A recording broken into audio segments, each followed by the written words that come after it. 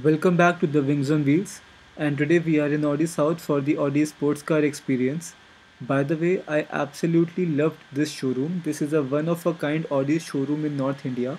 So today we will be given keys to Audi's S5 RS7 and the top of the range, the most exclusive thing Audi has to offer, the R8 V10 Plus to experience what RS truly means worldwide. Also a fun fact here, when Audi started making the sports variants cars, they gave their cars initials RS, which meant Rensport, which translated to racing sport, and that's how the RS department took birth back then. So, guys, we will start from S5, then RS7, and then finally to Audi R8. As you can see, the S5 feels really fresh with its one piece grille design. It looks really progressive with its aesthetics as well. The Audi Matrix LED headlights on the front and the sharper shoulder line with the powerful wheel arches complemented with the quad chrome exhaust really makes this car stand out from all the Audi range.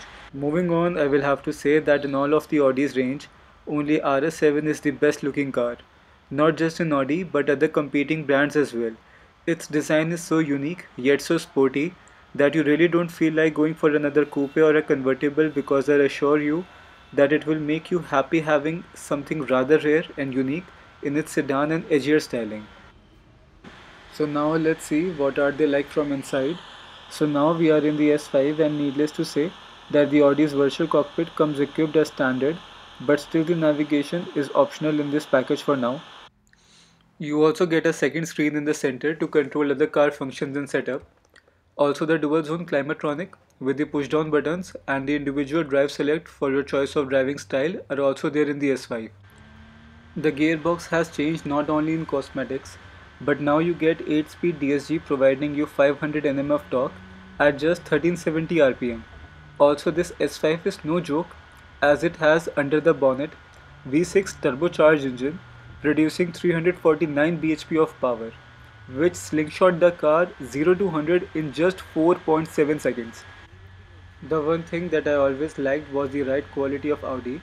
The air suspension does a marvelous job keeping the car really smooth on bumpy stretches and the imperfect roads.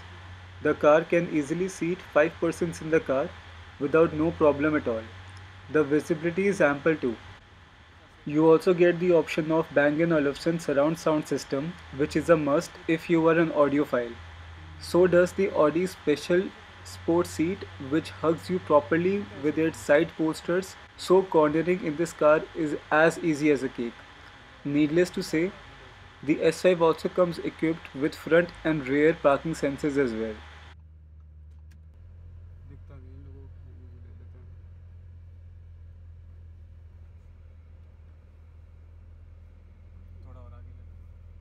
Eventually, it was time to hop in the RS7, but before that, I really want you to hear this first.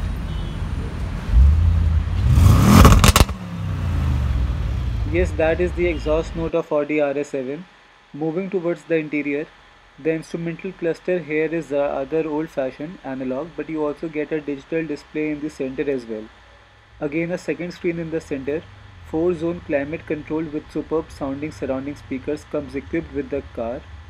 The figures that you should be really interested while thinking of RS7 are the 4-liter turbocharged V8 engine producing that oomph factor under the hood of 605 bhp, which is almost as Audi R8, and Lamborghini Huracan, which is like supercar territory. But of course, being a sedan, it weighs 1930 kgs.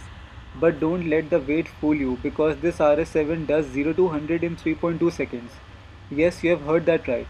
The Audi R8 and Huracan does it in 2.9 seconds, which weighs around 1450 kgs approximately, and seats only 2 persons and are a lot expensive than this RS7 and impractical too. You can buy this RS7 and still have money left for a not so powerful coupe and convertible, but I assure you that RS7 really fills the void of those. As you have heard already, the exhaust note is tremendous. To be honest, I was not expecting it all. You can tour with this car every day, and you can use it for family and chores and not just for weekend drives. But on roads like of Delhi, You don't need any more power than a S5. It really brings out the question that do you really need an RS7? Well, if you have got the budget, then I would say go for it. But keeping the practicality aside, this RS7 is my new love as of now. It's a cold-blooded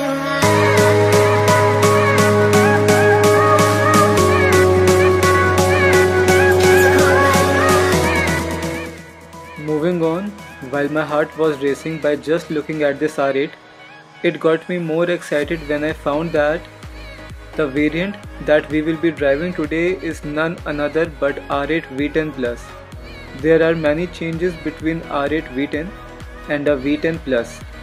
Just so you want to know, the V10 is completely mental in terms of power and weight reduction. This has a 5.2-liter engine producing 602 bhp with the help of 560 Nm of torque.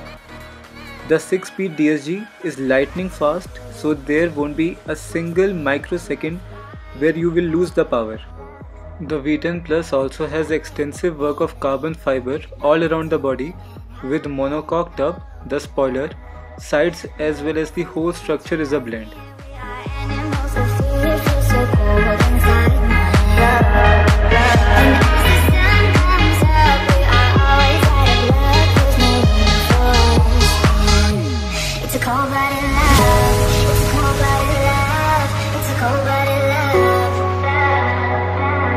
Let's break each other's hearts. It's a cold-blooded love. It's a cold-blooded love. Helps us break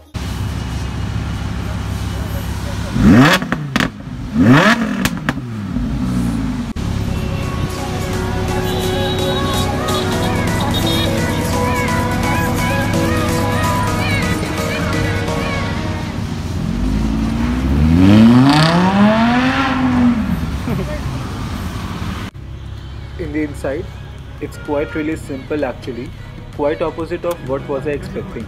To my surprise, Audi has kept it really simple. There are no gadgets or buttons to play and fiddle with it. It's a straightforward car where all the magic happens at just the steering wheel. The steering is full of buttons and gimmicks, from the Audi Drive Select to the Volvotronic Sports exhaust, and from what I have heard in person, it sounds really epic. If you're thinking about the performance, well, it does 0 to 100 in just 3.2 seconds. It may not surprise you after hearing the RS7 0 to 100, but what can and will surprise you is that it does 0 to 100 in just 9.9 seconds. With lots of power, you also need lots of responsibility, and for that, the R8 comes equipped with carbon ceramic brake disc so that there won't be frequent fading and you can be confident about this car at high speeds as well.